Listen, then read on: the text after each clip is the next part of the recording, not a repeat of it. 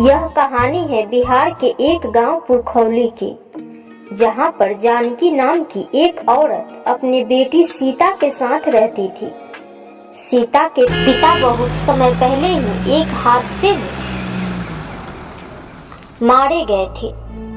तब से उसकी माँ ही दूसरों के घरों में काम करके उसका भरण पोषण करते आ रही है।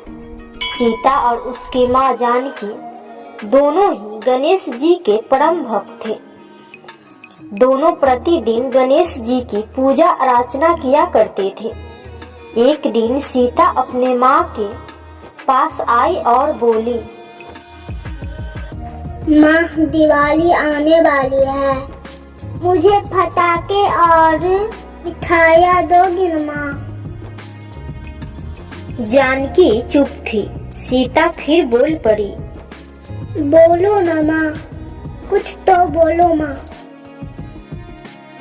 सीता छोटी थी, इसीलिए जिद करने लगी और रोने लगी। बेटे चुप हो जाओ, मैं तुम्हें पटाखे और मिठाइयाँ बाजार से ला दूंगी। इतना बोलकर जानकी काम पर चली गई।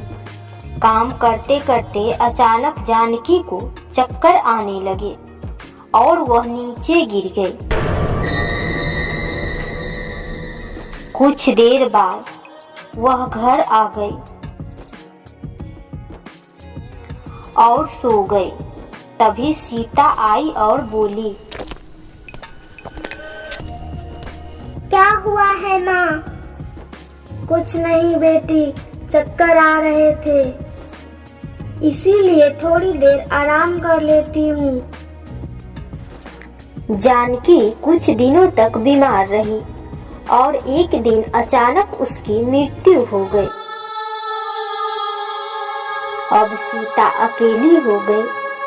अब दुनिया में कोई नहीं था जो सीता के सर पर हाथ रख सके।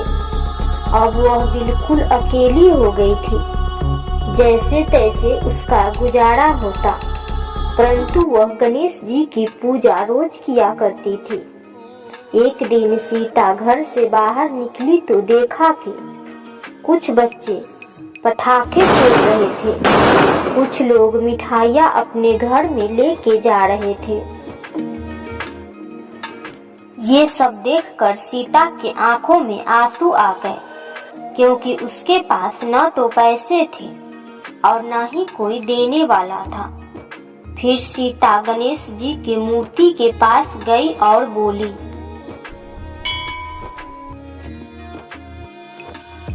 हे भगवान, मुझ पर दया करो, मैंने 2 दिनों से कुछ नहीं खाई हूँ। सारे लोग दिवाली मना रहे हैं और मैं भूखी हूँ। इतना कहकर रोने लगी। तभी गणेश जी प्रकट हुए। गणेश जी को देखकर सीता बहुत खुश हुई। तभी गणेश जी बोले, बेटी सीता, तुम्हें क्या चाहिए? मैं तुम्हारी भक्ति से अत्यंत प्रसन्न हूँ। तुम्हें जो चाहिए वो मांग लो। गणेश जी के बात सुन के सीता बोली, हे प्रभु, मैं इस दुनिया में अकेली हूँ। मेरे माता पिता भी नहीं है जो मेरी देखभाल करेंगे। अब मुझे कमा के खिलाने वाला कोई नहीं है, इसलिए आप मुझे और ऐसी चीज दीजिए जिससे मुझे भूखा न रहना पड़े। सीता की बात सुन के गणेश जी ने एक चक्की प्रकट किया और बोले, अब से तुम्हें भूखे रहने की नौबत कभी नहीं आएगी। तुम्हें जो चाहिए इस चक्की से मांग लेना, तुम्हें वह मिल जाएगी। इतना कहकर गणेश जी अंतर ध्यान हो गए। उसके बाद सीता चक्की से बोली, चक्की चक्की मिठाई निकाल। थोड़ी देर में चक्की से मिठाई निकलने लगी। यह देखकर सीता ने एक एक करके वह सारी चीज मांग लिया जो उसे चाहिए थे।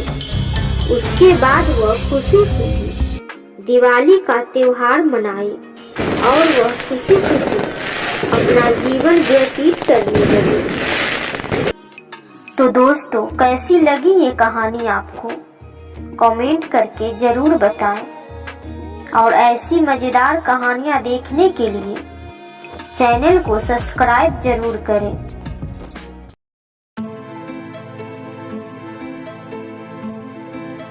एक गांव में एक किसान और उसकी पत्नी रहते थे।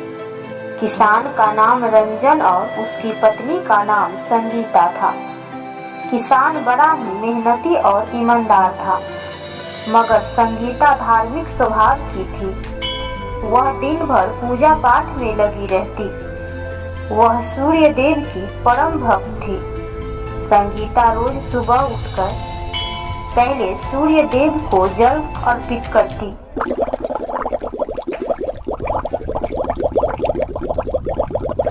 उसके बाद कोई काम करती। एक दिन की बात है, किसान अपने खेत से जल्दी घर आ गया।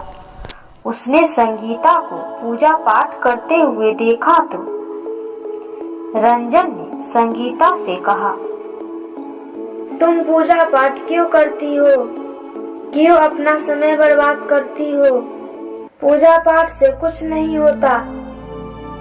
तुमने इतना पूजा पाठ किया, तुम्हें क्या मिला?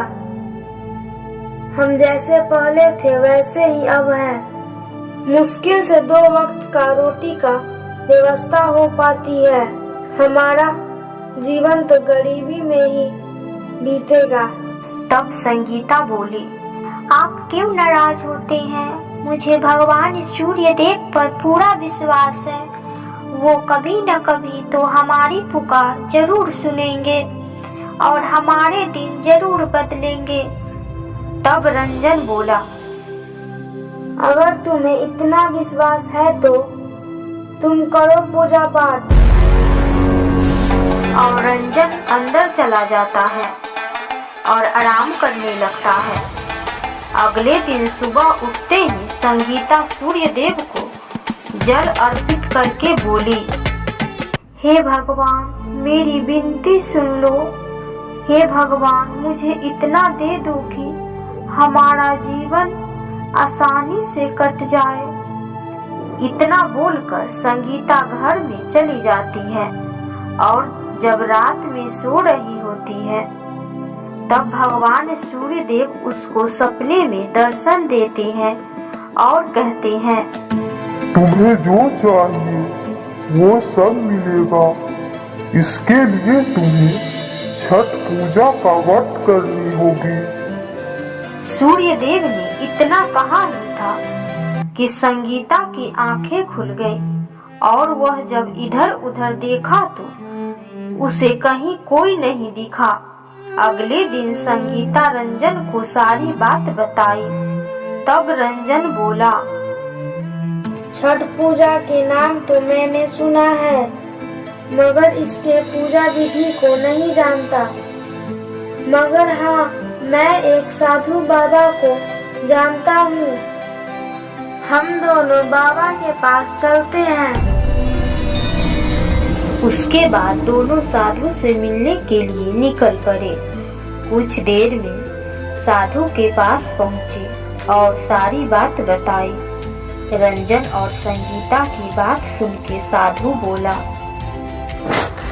बेटी, छठ पूजा को करना इतना आसान नहीं है। सभी व्रतों में से कठिन व्रत है।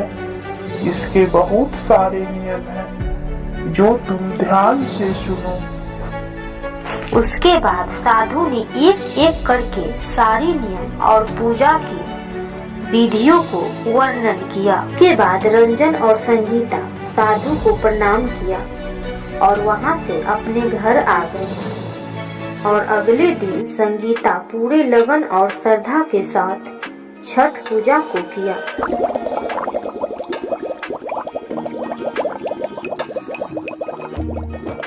और सूर्य देव को अर्घ देकर अपने व्रत को तोड़ा। वो दोनों जैसे ही अपने घर आए तो देखा कि घर में एक घड़ा सोना से भरा हुआ है। दोनों सोने से भरा घड़ा को देखकर अत्यंत प्रसन्न हुए और खुशी खुशी अपना जीवन व्यतीत करने लगे। कहानी से सीख, अगर हम किसी भी कार्य को पूरे लगन और श्रद्धा से करते हैं तो उसका फल हमें जरूर मिलता है।